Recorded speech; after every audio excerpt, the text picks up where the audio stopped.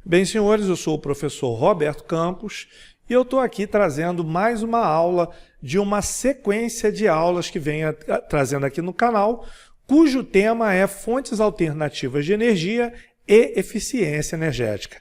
Essa aula é direcionada aos meus alunos do Centro de Educação e Tecnologia aqui do Amazonas, curso técnico de Eletrotécnica. E na aula de hoje, o que nós vamos abordar aqui é o fator de potência. Então, senhores, fator de potência é uma medida que descreve a eficiência com a qual a energia elétrica é utilizada em um sistema. Então, o fator de potência ele é uma forma de você definir numericamente a eficiência de funcionamento de um dispositivo elétrico. Mas para falar de fator de potência é interessante que primeiro a gente dê uma relembrada aqui no que seria potência elétrica. E potência elétrica é a capacidade de realizar trabalho por intervalo de tempo. Então, senhores, quando nós ligamos um dispositivo elétrico e fazemos circular uma corrente por esse dispositivo elétrico, nós esperamos alguma forma de trabalho. Então, quando a gente liga um ventilador, a gente espera que aquele ventilador nos retorne um movimento. Quando a gente liga uma lâmpada, a gente espera que aquela lâmpada nos retorne luz. Então, esse trabalho fornecido pelos dispositivos eletrônicos, uma vez que por eles esteja circulando uma corrente elétrica, é o que nós chamamos de potência elétrica. E a potência elétrica, ela se resume em três formas básicas de trabalho, tá? Em três formas básicas de potência elétrica, que são o movimento, o calor e a luminosidade. Então, quando temos um equipamento eletrônico funcionando, ele vai nos retornar movimento, ou ele vai nos retornar calor, ou ele vai nos retornar luminosidade, ou vai nos retornar alguns desses trabalhos aí juntos, um paralelo ao outro, mas sempre se resumindo nessas três formas de trabalho. O fator de potência é uma medida que descreve a eficiência com a qual a energia elétrica é utilizada em um sistema. Então, senhores, observem que eu tenho aqui um dispositivo elétrico, no caso, um liquidificador. Se eu fizer funcionar esse liquidificador, eu estou esperando que esse liquidificador me retorne um tipo de trabalho. Nesse caso, o trabalho que a gente espera do funcionamento de um liquidificador é o movimento, correto? Mas quando esse liquidificador está funcionando, além dessa forma de trabalho, ele me retorna também calor. Ou seja, eu tenho duas formas de trabalho ocorrendo no funcionamento desse liquidificador. Mas o meu alvo, o trabalho-alvo de meu interesse, quando ligo esse liquidificador na tomada, quando faço circular uma corrente elétrica por ele, é o movimento. O calor, ele ocorre em função do funcionamento do liquidificador. Então, senhores, esse movimento, que é um tipo de potência elétrica que eu busco quando ligo um liquidificador na tomada, nós chamamos de potência ativa do equipamento elétrico em funcionamento. E o calor nós chamamos de potência reativa, que é uma potência resultante do funcionamento do motor do ventilador. Então, senhores, o somatório dessas duas potências nós chamamos de potência aparente. Então, os senhores observem que no funcionamento, quando temos o funcionamento de um equipamento elétrico, nós temos três tipos de potência resultante do funcionamento daquele equipamento. Nós temos a potência ativa, que é a potência relativa ao funcionamento efetivo do dispositivo elétrico, a potência reativa, que é a potência que ocorre em função do funcionamento do equipamento elétrico, e o somatório dessas duas potências nós chamamos de potência aparente. Então, senhores, quando você tem um equipamento desse funcionando, quanto menor for a potência reativa do aparelho, melhor será o resultado, ou seja, a eficiência de funcionamento desse equipamento. Ok?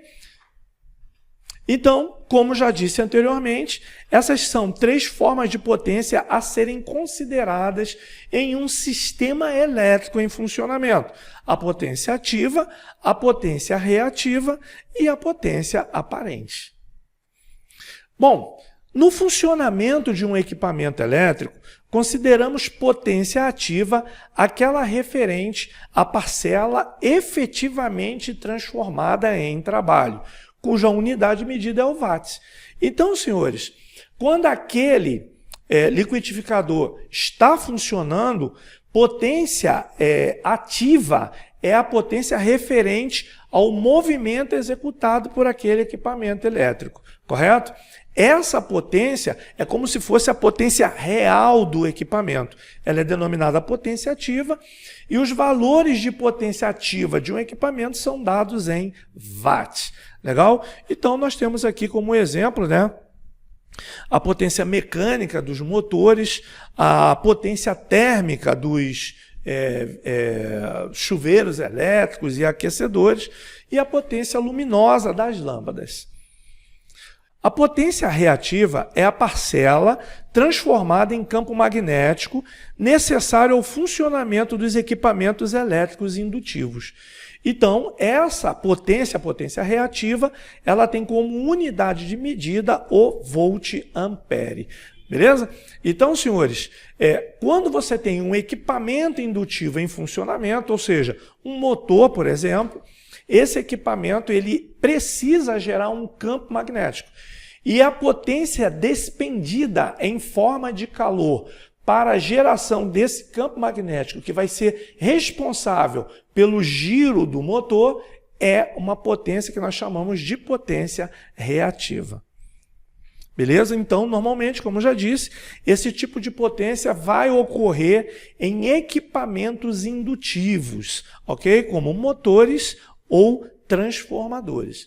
Então, equipamentos indutivos são aqueles que que têm a sua estrutura de funcionamento baseado em enrolamentos ou em bobinas, tá bom? E por fim, nós temos a potência aparente do equipamento. A potência aparente, ela é composta pelo somatório das potências ativa e reativa e tem como unidade de medida o volt-ampere. Ok? Então, senhores, nos projetos de instalação elétrica residenciais, os cálculos efetuados eles são baseados na potência aparente e na potência ativa.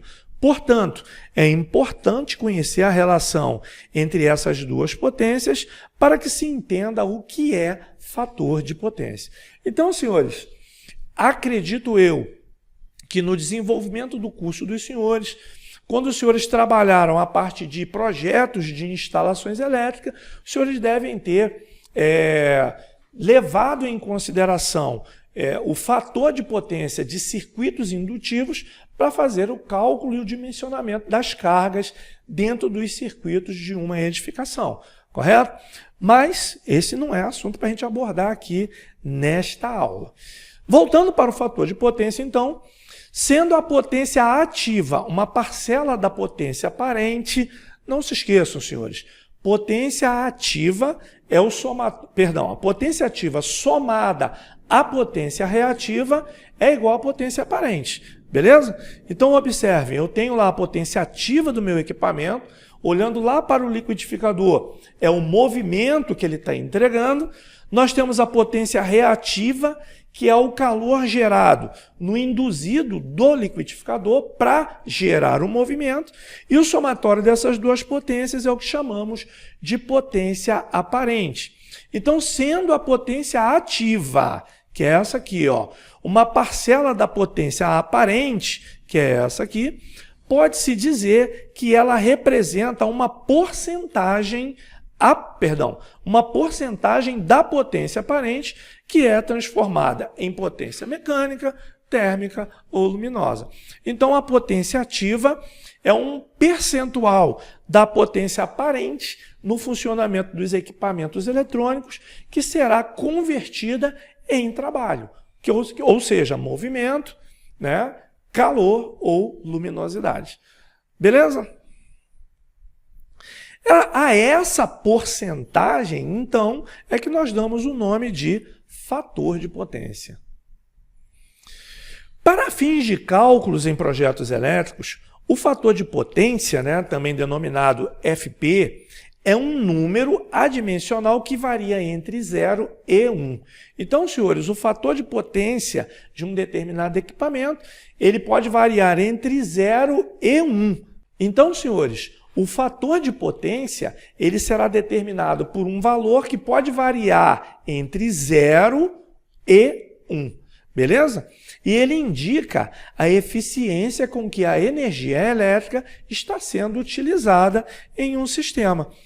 Então, senhores, o fator de potência ele é definido como a razão entre a potência ativa, que nós chamamos aqui de P, que é medida em watts, conforme nós já vimos anteriormente aqui na nossa aula, e a potência aparente, que é medida em volt-ampere. Essa potência aparente nós chamamos de S. Bora ver um exemplo aqui, então, de como é que funciona isso, tá bom? Então, senhores, já vamos ver esse exemplo. Os valores do fator de potência possuem os seguintes significados. Então, um fator de potência igual a 1, ou um fator de potência de 100%, indica um sistema ideal, onde toda a energia fornecida pela rede é convertida em trabalho útil, sem desperdícios. Isso ocorre quando a carga é puramente resistiva. Exemplo, aquecedores elétricos, lâmpadas incandescentes. Então, senhores, imaginem que você tem um equipamento elétrico, um dispositivo elétrico, que quando você liga ele na tomada, a única potência que vai ser consumida por aquele equipamento será a potência referente ao trabalho daquele equipamento.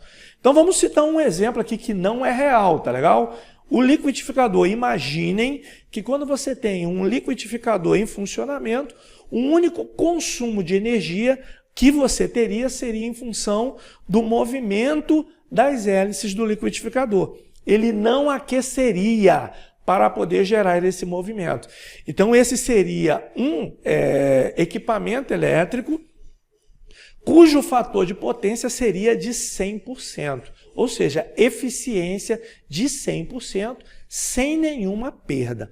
Só que isso não ocorre em equipamentos indutivos. Isso só vai ocorrer ou só vai se considerar essa condição de funcionamento para os equipamentos resistivos, como, por exemplo, como eu estou citando aqui, os aquecedores elétricos e as lâmpadas incandescentes.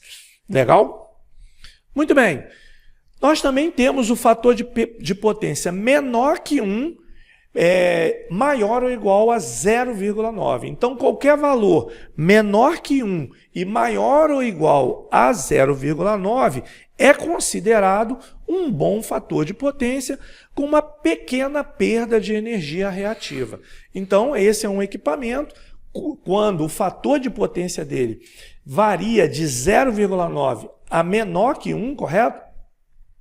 É um equipamento que ele tem uma perda muito baixa e, portanto, considerado um equipamento relativamente bom em questões de eficiência energética.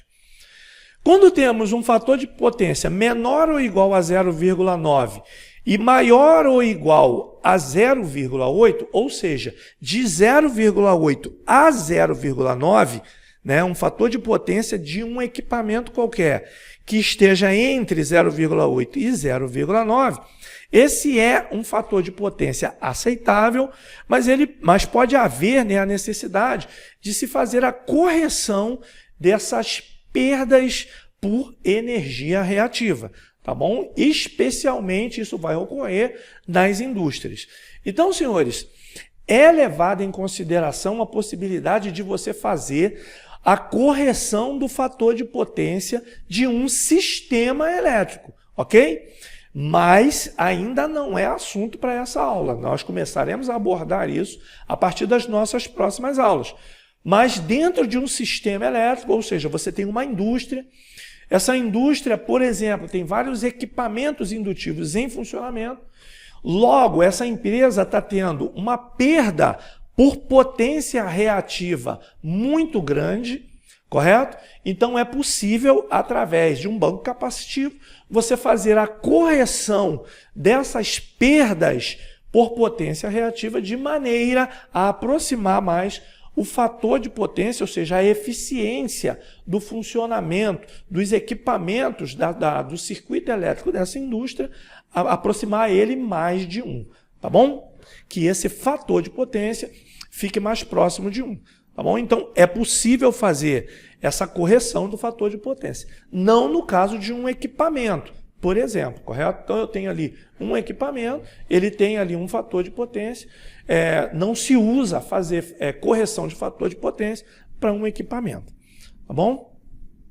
E quando eu tenho um fator de potência abaixo de 0,8, significa que esse é um fator de potência ruim, indicando o alto consumo de potência reativa.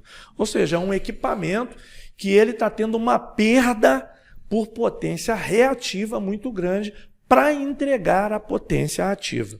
O que pode resultar em penalizações da concessionária de energia e menor eficiência do sistema. Então, essa penalização ela é direcionada para as indústrias onde existe um monitoramento da concessionária de energia com relação às perdas por potência reativa. Tá legal? Não é o nosso caso nas nossas residências. Então, um exemplo. Suponhamos que um motor elétrico opere com uma potência ativa de 9.000 watts e ele esteja, para entregar essa nossa potência ativa de 9.000 watts, fazendo uso de uma potência reativa de 10.000 kVA. Beleza? Ou melhor, 10.000 VA ou 10 kVA. Ok? Então, senhores, o fator de potência será calculado a partir dessa formulazinha aqui que eu já apresentei para os senhores aqui, onde o fator de potência será a potência ativa dividido pela potência reativa. Então eu quero saber qual é o fator de potência desse sistema elétrico, desse motor elétrico. Então o que eu vou fazer? Eu vou substituir os valores das potências na fórmula, então eu coloco aqui em cima o meu 9.000 watts ou 9 kW e aqui embaixo o meu 10.000 VA ou 10 kVA, divido um pelo outro, resultado, esse motor elétrico, ele tem um fator de potência igual a 0,9. Correto?